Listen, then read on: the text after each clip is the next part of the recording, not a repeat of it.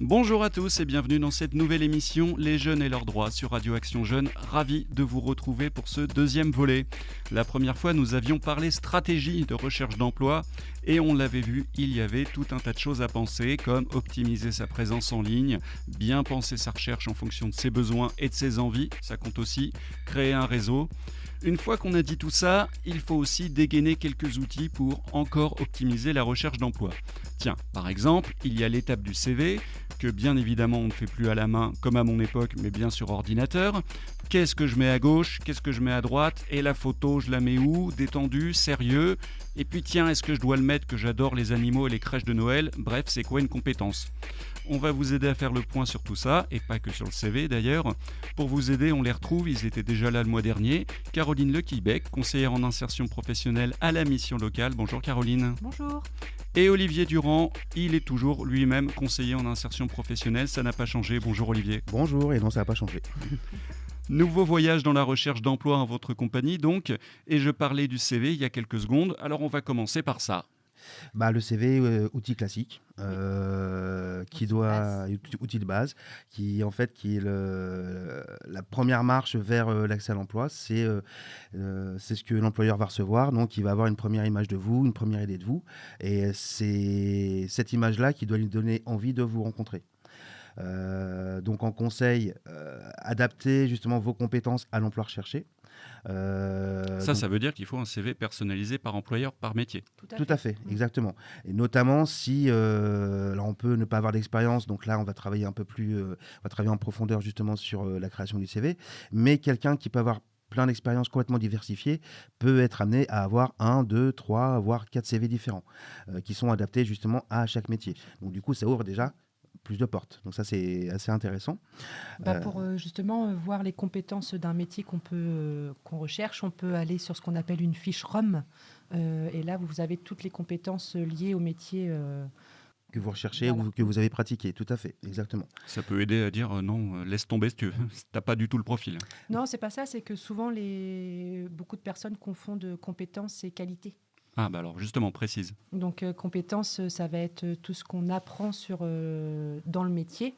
Je donne un exemple de métier, par exemple employé libre-service. Ça va être comment mise en rayon, ça va être passage de commande. Ça va pas être souvent les jeunes vont mettre ponctuel, cohésion d'équipe, tout ça. Motivé. Motivé. Tout ça, ce ne sont pas organisé. des compétences. Les compétences, c'est vraiment ce qu'on apprend dans son travail. Et au plus on est précis, au plus on va correspondre justement à ce que recherchent les employeurs. Voilà. Donc là, de toute façon, on est là aussi pour vous aider à faire le tri et puis à mettre en avant ce dont vous avez besoin. Là-dessus, il n'y a vraiment aucun souci. Oui, c'est vrai que la mission locale fait régulièrement des ateliers CV, on peut le voir, notamment la MJC de Bolbec, puisque c'est ma maison mère, on vous voit régulièrement en organiser. Tout à fait, tout à fait. Et on peut vous aider à le créer parce que vous n'avez jamais fait de CV et à aussi vous aider à juste le mettre à jour parce que vous avez eu une mission intérim, vous avez eu un stage, etc. Donc ça aussi, ne pas hésiter vraiment à le mettre régulièrement à jour, notamment si vous enchaînez les périodes de stage. Vous allez acquérir de l'expérience, vous allez acquérir de nouvelles compétences. Donc voilà, c'est des choses qu'il faut vraiment mettre à jour, quoi. Et puisque les employeurs, quand ils reçoivent les candidatures, vont regarder la dernière expérience, de quand elle date, c'était quoi, etc. Et ça correspond aussi à moi ce que je recherche. Donc ça, c'est très important de le mettre à jour. Tu parlais de est-ce que il faut que je mette que j'aime les crèches de Noël. N'hésitez pas justement aussi à mettre en avant vos loisirs, pratiques sportives, musicales ou autres, etc. Je vais vous donner un exemple tout bête. Quand j'ai passé mon entretien pour travailler à la mission locale, mon entretien a duré 45 minutes. On a parlé 20 minutes du poste et on a parlé 25 minutes de musique parce qu'à l'époque, je pratiquais la batterie dans différents groupes. Et en fait, le fait de pratiquer d'un instrument dans un groupe, ça veut dire qu'on est à l'écoute, ça veut dire qu'on essaie de travailler et de jouer ensemble pour faire quelque chose qui soit mélodique. Et nous, en tant que conseillers, si je le transpose à mon métier, si on ne vous écoute pas, on passe à côté d'infos et effectivement, on peut jouer sur une mauvaise partition et on va tourner en rond l'un comme l'autre et du coup, personne n'avance. Donc voilà, c'est très important, c'est ce qui peut faire justement la différence sur vos loisirs, vos pratiques et donc soyez aussi précis, quoi. Si vous aimez les films de Kung Fu des années 70, mettez-le. Ça se trouve, vous allez tomber sur un employeur qui adore ça aussi. Et puis ça va lui permettre de se rappeler de vous dans la masse de candidats qu'il va recevoir, se dire ah oui, c'est lui qui aimait le football. Voilà, exactement. Donc voilà, tout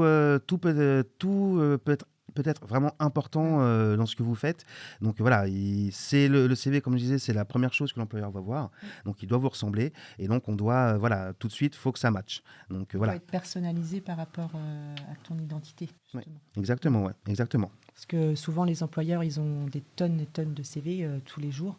Et justement, le fait de faire la différence, si on peut avoir deux CV identiques, et comme tu disais, le fait d'avoir le petit plus dans les loisirs va permettre justement de sortir du lot. Et la grande question, est-ce qu'un CV, ça doit être sur une seule page ? C'est mieux.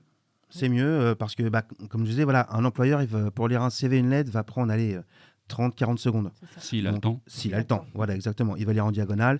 Moi, je veux quoi ? Je veux voir les compétences. Donc, est-ce que les compétences correspondent ? OK. L'expérience, OK. La formation, OK. Boum, je passe au suivant. Donc, il faut vraiment être précis sur ce que vous avez. Effectivement, sur une page, c'est largement suffisant. C'est pour ça qu'on insiste de dire... certes, on a beaucoup de métiers, beaucoup de compétences, par exemple, mais adapter le CV en fonction du poste auquel on va postuler. Donc, comme ça, vous restez sur une page. Si vous mettez toutes vos compétences et tous vos expériences professionnelles, on peut avoir justement 2, voire 3 pages quelquefois, mais le fait d'adapter va permettre d'avoir une seule page. Tout à fait. Et puis pareil pour les diplômes. Si vous avez un bac pro, voire un bac +2 ou autre, c'est pas la peine de mettre que vous avez le brevet des collèges. L'employeur là-dessus, voilà, il s'en fout. C'est ce qu'il veut voir, c'est vraiment le diplôme qui correspond, quoi. Donc, et puis du coup, si vous retirez ça, ça vous fait gagner aussi de la place. Aussi. Alors, je vais peut-être parler avec des images d'Épinal, mais est-ce qu'on peut aussi adapter son CV en fonction de l'employeur ? Je veux dire par là que on va écrire dans la fonction publique où forcément on cherche plutôt des styles plus académiques, plus austères. Et si par exemple je veux travailler dans un cabinet de design, peut-être que je vais mettre un peu le maximum dans le CV pour montrer que je bidouille un peu l'outil informatique quand même.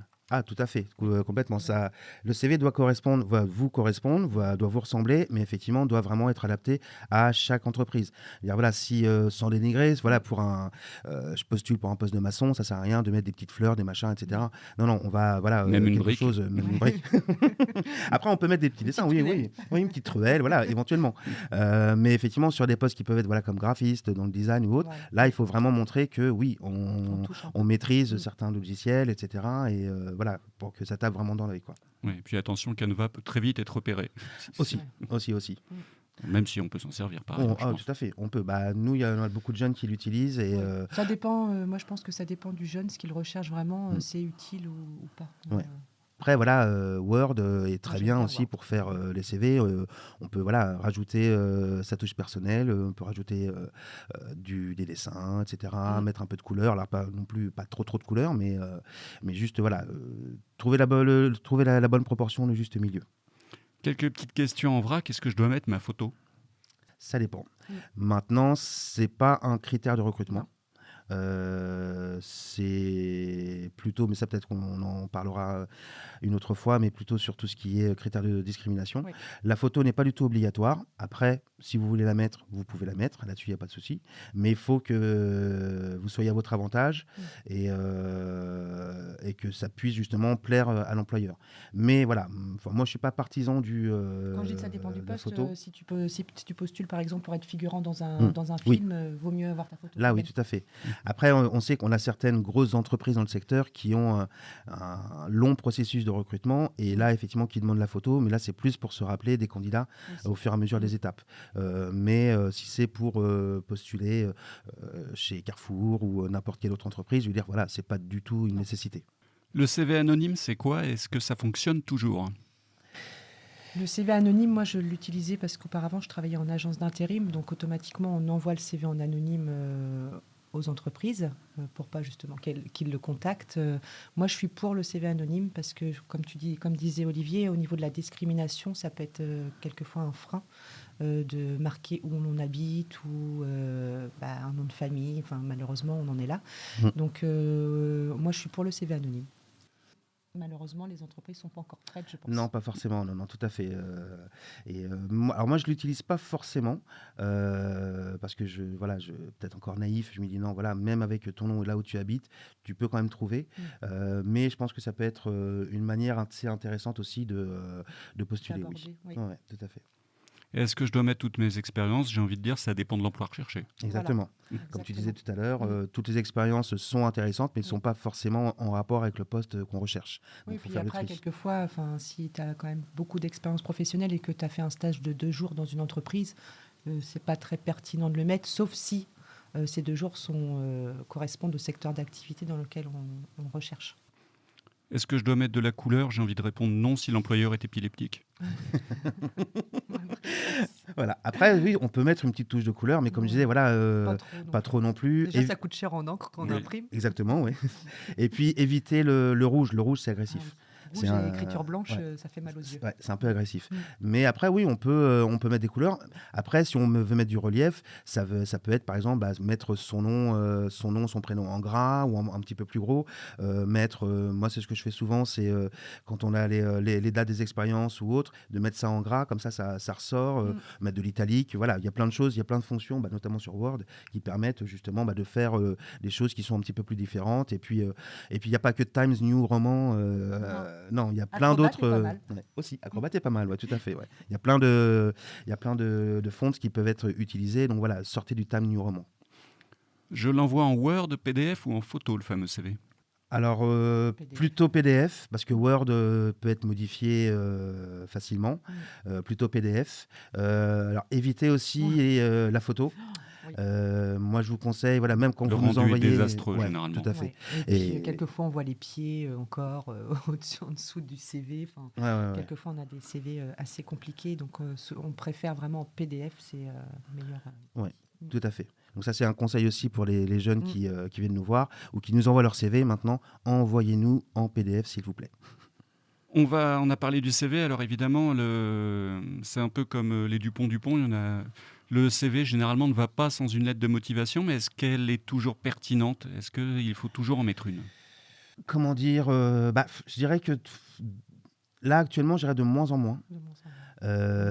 Après, ça peut être toujours intéressant parce que on va avoir des jeunes, par exemple, sur les périodes de stage, qui vont démarcher des entreprises, demander voilà, pour une période de stage, et on va leur dire oui ou non. Et d'autres entreprises qui vont demander un CV, une lettre et faire passer un entretien juste pour une période de stage. Donc, je dirais que c'est toujours bien d'en avoir une. Parce que peut-être qu'à un moment donné, elle va vous être demandée, mais je dirais qu'elle n'est plus systématique. Après, sur la lettre, pareil, il faut qu'elle vous ressemble. C'est pas un copier-coller du CV non plus. Non. C'est effectivement plutôt C'est un mettre en plus. avant une expérience ou une formation, ou je dirais même une expérience où on a pu vous donner des responsabilités, où on vous a fait confiance sur telle ou telle chose. Voilà, c'est plutôt mettre des choses en avant, mais qui sont en lien avec le poste sur lequel vous postulez. Voilà. Donc c'est un complément du CV, c'est pas un copier-coller. Ce que je disais lors de la dernière émission, ce que vous pouvez apporter à l'entreprise et ce que l'entreprise peut vous apporter. Tout à fait. Ça, c'est important dans une lettre de motivation. En général, la lettre de motivation, le premier il faut vraiment que ça soit très court. Ça sert à rien de faire un roman parce que c'est imbuvable à la fin. C'est clair. Voilà, comme on dit, si on a au moins 20 CV par jour à lire, plus en plus la lettre de motivation, on ne va pas passer notre journée non plus à faire ça. Donc souvent, c'est le premier paragraphe, ça va être parler d'abord de soi, donc ce qu'on a fait, voilà. Parler ensuite de l'entreprise et ensuite de nous, ce qu'on peut faire ensemble. Et tout simplement, ça fait 3 paragraphes et après la formule de politesse. Ouais. Et soyez proactifs, notamment parce qu'on a toujours la phrase bateau. J'espère que ma candidature retiendra votre attention. Et précisez que voilà, vous allez recontacter dans une semaine pour justement convenir d'un entretien. Voilà, c'est ce qu'on dit, être proactif. Voilà, prenez les devants.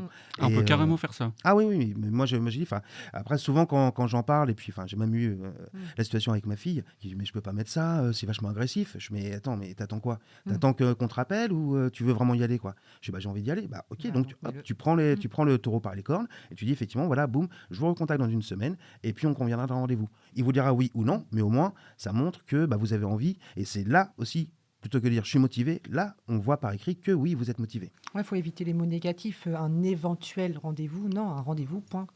Exactement. Et alors, pour l'anecdote, ta fille a obtenu l'emploi ou... Oui. Pour le coup, oui. Bon, petit job étudiant, McDo, en même temps, c'est pas très compliqué. Oui, mais bon, Mais ouais. ça peut dépendre du caractère de l'employeur ou du manager du resto. Aussi, exactement, ouais, tout à fait. On se fait corriger aussi. Ah oui, s'il vous plaît. Oui. Parce que les lettres de motivation version texto, c'est pas terrible. Ah oui. Toujours se faire relire. Enfin, vous relisez votre lettre, mais faites-la relire par quelqu'un, parce que ça peut apporter des compléments. Ça peut vous permettre aussi de changer de mots, parce qu'effectivement, j'ai fait. Non, il faut essayer de diversifier ce que vous écrivez. Donc ouais, toujours se faire relire par votre entourage ou par votre conseiller, votre conseillère. Ça, faut pas hésiter. Notamment maintenant, vu qu'on fait à l'ordinateur. Il y a encore des entreprises qui veulent une lettre manuscrite, mais la plupart, c'est vraiment à l'ordinateur. Vous pouvez nous l'envoyer, on vous la corrige, on vous la redonne, et puis voilà. Et puis vous nous dites ce que vous en pensez. Oui, Quand même. On est très disponible, il n'y a pas de souci. Alors justement, là, on l'a fait corriger, mais alors, ça veut dire que cette lettre, je l'ai rédigée à la main ou à l'ordinateur ? Comme je disais, on est plus effectivement maintenant à l'ère du numérique. Maintenant, c'est énormément de candidatures en ligne. Donc, on les fait plutôt à l'ordinateur. Parce que si on candidate en ligne, mais qu'on l'écrit à la main, donc, ce qui veut dire qu'il faut qu'on la scanne. Donc, le scan, il faut qu'il soit propre et ensuite qu'on l'envoie. Généralement, c'est pas top. Donc, autant le faire directement sur PC. Maintenant, comme je disais, il y a encore des employeurs qui veulent des lettres manuscrites, mais c'est de moins en moins. Donc, plutôt ordinateur, ça facilite les choses et c'est beaucoup plus rapide. C'est beaucoup plus lisible aussi. Et plus lisible, tout à fait. Moi, j'avais un ami employeur, justement, qui aimait recevoir des lettres manuscrites parce qu'il disait « ça me sert vraiment à débusquer ceux qui font des fautes ». Aussi, oui, tout à fait. Oui, parce que le correcteur, même s'il ne marche pas forcément tout le temps, le correcteur d'orthographe, effectivement, ça peut cacher des choses. Ça, je suis tout à fait d'accord. Même si c'est en manuscrit, on peut se faire corriger et recopier sans faute alors qu'on fait beaucoup de fautes. Exactement. Vous avez déjà partiellement répondu, mais alors en résumé, la lettre, elle est utile, ça dépend du poste en fait. Mettons que si je veux faire journaliste, il vaut mieux prouver que j'ai un brin de plume via la lettre de motivation. Exactement, exactement. Si je recherche comme maçon, la lettre, elle n'est pas forcément nécessaire, mais c'est plutôt là le CV, quelle expérience j'ai, si j'ai une formation et quelles compétences je possède pour un poste de maçon. Voilà, on va être plus attaché là-dessus que sur la lettre. Et puis dans notre première émission, on avait expliqué qu'il fallait optimiser sa présence en ligne et du coup, on trouvait que ce serait bien de refaire un point sur les multiples plateformes numériques qui peuvent exister. Tout à fait. Tout à fait. Après, ça dépend des portes d'entrée. Si c'est pour bien connaître son territoire, donc on a déjà parlé de l'outil de France Travail, la bonne boîte, qu'on utilise nous assez régulièrement. Oui. On mettra le lien dans le descriptif de l'émission. Tout à fait, parce que la porte d'entrée, c'est vraiment dans un secteur d'activité, dans un métier, les entreprises du secteur, du territoire qui recrutent. Avec une cotation, justement, comme beaucoup de plateformes font, avec un système d'étoiles. Donc, plus vous avez d'étoiles et plus l'entreprise est susceptible de recruter. Tout à fait. Donc, ça, c'est pas mal. Ça, c'est pas mal du tout. Comme B&B, on note les appartements. Voilà, exactement. Vous avez aussi le site de Cosen Développement, où là, vous avez un lien aussi avec une cartographie avec toutes les entreprises de Cosen qui existent dans tous les secteurs. Donc, du coup, avec même parfois le lien vers le site de l'entreprise. Donc, ça, c'est pas mal. Ça permet déjà d'avoir quelques infos, puis de voir aussi sur l'emploi que je recherche, ok, il y a quand même pas mal d'entreprises. Ça, c'est intéressant. Ça permet aussi, la bonne boîte, de pouvoir cibler justement les entreprises, vraiment là, dans le cas de recrutement. Mais après, il y a tout ce qui peut être site bateau, comme on en parlait dans la première émission, comme les pages jaunes, où là, vous allez vraiment avoir toutes les entreprises sur un territoire, dans un secteur donné. Donc, ce qui vous permet justement de vous renseigner et puis de voir laquelle correspond à ce que vous recherchez. Sur le site de l'entreprise après pour justement affiner notre recherche. Oui, tout à fait. Vous allez, pour rechercher les informations, les sites des entreprises. Voilà. Là, vous allez vraiment avoir des clés. Parce que quelquefois, les petites entreprises ont juste un Facebook, mais on peut quand même suivre l'actualité de l'entreprise via son Facebook. Facebook, Insta aussi, après, tout ça. C'est les grosses entreprises qui ont des gros sites où là, on peut voir.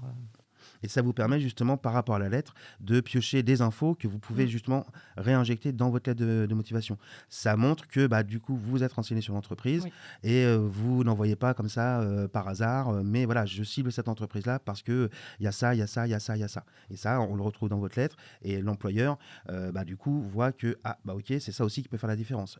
Il s'est renseigné ou elle s'est renseignée, ça peut peut-être me donner envie de la rencontrer. Un exemple lambda, par exemple, si je vais dans une boulangerie et que je vois sur la page Facebook qu'ils ont filé du pain au Resto du Cœur, je peux le ressortir pour dire j'apprécie cet esprit de solidarité. Exactement. Ouais. Très bon exemple, c'est exactement ça. Ouais. Et c'est vrai qu'en plus, là on prend sur la boulangerie, mais il y a tout l'aspect effectivement sociétal, RSE en entreprise, où effectivement pas mal d'entreprises essaient de montrer aussi qu'ils sont impliqués sur le territoire, ils sont impliqués dans tout ce qui peut être écologie, environnement, etc. Donc voilà, c'est des choses qui peuvent aussi vous correspondre. Donc voilà, ça peut être aussi une clé d'entrée pour essayer de matcher avec un employeur. Pour postuler aussi sur les offres, France Travail, les sites des entreprises, parce qu'ils ont effectivement souvent un onglet carrière ou recrutement. Les agences d'intérim. Exactement, ouais. Tout ce qui peut être job board, où là effectivement vous allez vous allez avoir pas mal d'offres. Vous avez aussi beaucoup de forums en ligne, des forums de recrutement qui passent par soit la Chambre de commerce, soit par France Travail, et où vous pouvez vous inscrire et où vous pouvez postuler également directement. Et puis on se positionne sur les offres d'emploi, ça veut dire quoi en fait ? Se positionner sur les offres d'emploi, c'est se créer l'opportunité. Donc plus on va se positionner sur des besoins d'entreprise, plus on a la chance de trouver son travail, tout simplement. Tout à fait, ouais. Et c'est répondre aux offres, notamment sur, même s'il y a le marché caché dont on parlait, Pôle emploi, France Travail maintenant, pardon, ils ont à peu près 30 à 40% des offres qui existent sur le territoire. Donc, du coup, vous pouvez directement consulter les offres et puis faire des candidatures spontanées et puis postuler directement en ligne. On en a parlé tout à l'heure. Comment est-ce que je fais pour créer mon CV ? Qu'est-ce que j'utilise ? Les outils ? Il peut y avoir comme outil, on peut utiliser Word, Canva ou Canva, je ne sais pas, je sais jamais comment le dire. C'est pas grave, tout le monde comprendra. Voilà, après il y a mon CV designer aussi. Ouais, tout à fait. Après, je pense que idéalement, vous utilisez celui avec lequel vous êtes le plus à l'aise, tout simplement. Donc, moi, personnellement, je suis à l'aise avec Word, mais je suis une ancienne.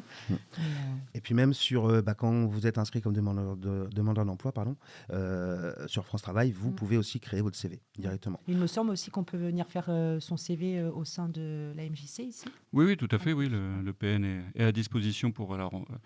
soyons clairs, on n'est pas conseiller en emploi, donc peut-être qu'on ne saura pas où mettre telle ou telle catégorie, mais si c'est pour suggérer des outils, évidemment, le PN est ouvert avec des ordinateurs à disposition, bien évidemment, du mardi au samedi. Pour poursuivre, alors c'est vrai qu'on est sur le CV, la lettre de motivation, mais il existe maintenant de plus en plus de nouveaux outils où on ne va pas du coup utiliser votre CV, votre lettre. Il y a par exemple la méthode de recrutement par simulation. Donc ça qui est un outil de France Travail, où en fait, par rapport à un poste, vous allez, entre guillemets, être mis en situation. Et ce qu'on va mesurer, c'est votre habileté au poste. On ne va pas s'attacher à quelle formation vous avez fait, quelle expérience. Non, là, on va voir, est-ce que vous êtes adapté, est-ce que vous êtes habile. Ça s'appelle des tests de dextérité souvent. Exactement, ouais. Si on prend par exemple les recrutements Renault, vous avez un test où vous êtes chronométré et vous devez par exemple visser, dévisser des boulons, mais avec les deux mains. Donc effectivement, là, c'est voir est-ce que vous êtes apte à le faire. Et du coup, ce sont en fait des gestes qui sont reproduits à partir de la chaîne de production de Renault. Donc c'est des gestes que si vous êtes embauché, vous serez amené à faire. Donc en fait, on va vraiment mesurer votre habileté par rapport à ça. Ça me rappelle la scène de Charlie Chaplin dans Les Temps modernes. Exactement, ouais. C'est exactement ça. Oui. Alors, il ne faut pas se faire happer par la machine, mais c'est exactement ça. Et puis, on a eu l'année dernière aussi les recrutements sans CV, un forum recrutement sans CV, où là, on s'attachait plutôt aux appétences. Alors, les appétences, c'est en gros ce qu'on aime faire. Et vous avez un site qui s'appelle mesappétences.com. Vous pouvez faire le test, c'est assez rapide. Et ça permet de mettre en avant ce que vous aimez faire. Et en parallèle, les entreprises avaient accès aussi à ce site-là et travaillaient également sur leurs propres appétences. Ce qui veut dire qu'en fait, il y avait différents pôles et vous pouviez aller vers les entreprises qui avaient les mêmes appétences que vous. Ouais, ils avaient mis des affiches avec leurs appétences. Justement, les entreprises avaient comment signaler leurs appétences. Et si vous correspondiez à ces appétences-là, vous alliez justement sur un petit poser votre candidature et avoir un petit entretien de 5 minutes. Exactement. Alors après, alors c'est sans CV pour les demandeurs, mais on ne sait pas non plus, parce qu'il n'y avait pas le nom des entreprises. Donc on ne savait pas vers qui on allait, etc. Donc, ce qui permettait d'avoir aussi une première approche. Et puis, alors, on pouvait se retrouver avec une entreprise de chaudronnerie alors qu'on est secrétaire. Mais ça peut créer aussi des opportunités par rapport à cet employeur-là, par exemple. Et réfléchir sur soi aussi. Aussi, exactement, ouais. Les métiers auxquels on n'aurait pas forcément pensé, se dire finalement ça pourrait m'aller. Tout à fait, exactement. Et on a fait justement avec Cosen Développement, on a fait des ateliers de préparation avec des jeunes et des moins jeunes. Et l'exercice n'est pas simple parce qu'effectivement, il faut parler de soi, en bien, de ce qu'on aime. Et tout le monde n'a pas forcément l'habitude de le faire. Et c'est un exercice vraiment intéressant pour les demandeurs. Sortir de sa zone de confort. Exactement, ouais. Et c'est déstabilisant, mais même sur le forum, c'est déstabilisant et pour les employeurs, mais également pour les demandeurs. Mais voilà, il y a eu quand même de belles rencontres, donc c'est un outil qui peut marcher, quoi. Donc tu disais que ça s'était passé via un forum, mais il me semble que tu as parlé d'un site, c'est ça, d'un site internet ? Oui, le site internet, en fait, c'est mesappétences.com. On mettra en lien également. Ouais. On n'est pas obligé de s'inscrire, on peut le faire en anonyme. Et en fait, vous avez une série de, je dis pas de bêtises, 27 cartes, 27 photos. Alors, vous pouvez cliquer sur la photo pour avoir l'explication. Et l'idée, c'est d'en retenir 5 qui vous correspondent. Et du coup, par rapport à ces appétences, en fait, ça va vous permettre déjà de les mettre aussi sur votre CV. Oui, voilà. Ça, on peut mettre sur voilà, le CV. exactement. Et puis de montrer aussi à certains employeurs une facette de votre personnalité. Donc, est-ce que je me trompe si ça se rapproche un peu du principe des 16 personnalités ? Il y avait un test des 16 personnalités où on disait qu'il y avait plutôt un médiateur, qu'il y avait plutôt... c'est assez proche, tout à fait. Parce que là, il peut y avoir des choses comme quoi... je suis persévérant, j'aime prendre des risques, je suis quelqu'un plutôt de sociable, etc., etc. Enfin, je peux être organisé également. Donc, du coup, effectivement, ça s'en rapproche, effectivement. Ouais. Et puis, un des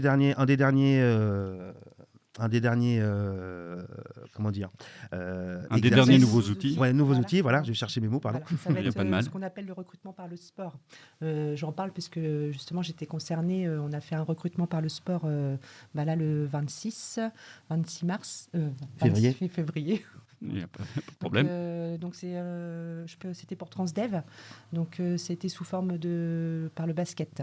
Donc j'étais référente sur ce recrutement-là. Donc le concept était 2 réunions d'infos au départ pour expliquer un peu le métier de chauffeur-receveur. Et ensuite, on a tous été, donc ce fameux 26 février, à la salle à Gravenchon. C'était sous forme la matinée d'atelier basket, pour finir avec un match, et l'après-midi avec l'entretien un petit peu... plus formel. Plus formel, exactement. Donc, ce qui est bien dans ce fameux recrutement, c'est que, comme vous dites, vous n'avez pas de CV, donc tout le monde est au même niveau, puisque dans chaque équipe, il y avait quelqu'un de Transdev, notamment le directeur, et il ne le savait pas. Donc, il n'y a pas de différence, il n'y a pas de hiérarchie. Tout le monde en short. Exactement, tout le monde en short, tout à fait. Et on voit vraiment, au départ, les candidats sont un petit peu réticents, mais plus la matinée avance, plus la vraie personnalité ressort.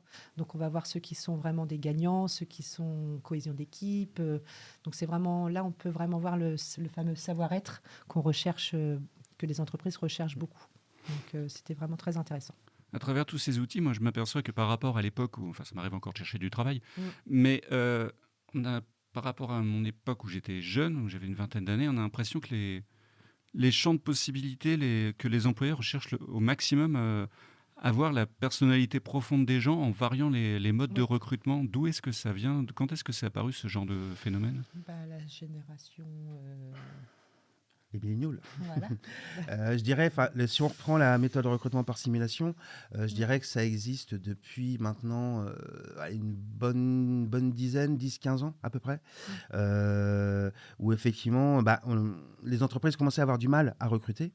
Et avec Pôle emploi à l'époque, on réfléchit à comment on pourrait faire pour sortir justement du recrutement bateau, CV lettres, parce que on va pouvoir mettre de côté quelqu'un, mais ça se trouve, on met de côté quelqu'un qui est une vraie pépite.